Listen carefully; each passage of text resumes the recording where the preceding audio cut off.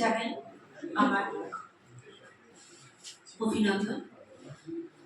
আজকে আমি পবিত্রারই লেখা একটি কবিতা পাঠ করব, ভালোবাসার প্রস্তাবনা। তুমি হেলেন হতে পারো, তাই বলে ভেবো না আমি তোমার বীর হেক্টর। কে নেবে টয়নগরী ধ্বংসের দায়ভার? কি ভাবছো আমি ভীরু কাপুরুষ? আমার ভালোবাসায় তেজ নেই।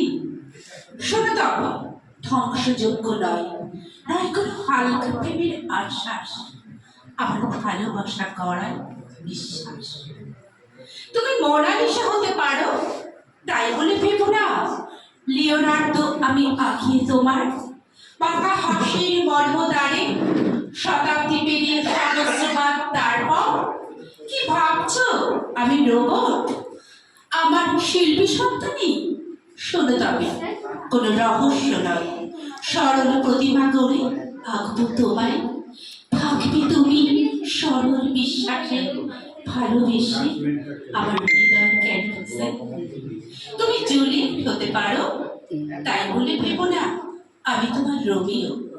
ধৈর্যহীন কাঁচা আবেগ দুজনের আত্মবলন, আজ হালকা প্রেমের নিদর্শন। কি ভাবছো আমি পৌরসত্বহীন? ভালোবাসার সাহস নেই আমার।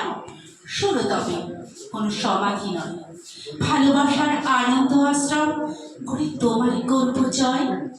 তুমি বনলতা হতে পারো, তাই বলে ভেবো না ক্লান্ত প্রতীক আমি জীবনানন্দ। যান্ত্রিক সভ্যতায় হাজার বছর ধরে হাঁটার সুযোগ কোথায়? কি ভাবছো অলস আমি? আমার ভালোবাসায় দৃঢ়তা নেই। শোনো তবে, কোনো ক্লান্তি নয়, শান্তির সার্বক্ষণিক সঙ্গী হবে তোমার ভালোবাসায়।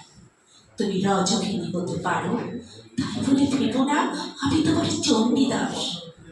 আমি পরজোর হতে পারি এক আকর্ষণ, তুমি এক আশা, তাতেই মিটতে পারে সমগ্র জীবনের পিপাসা।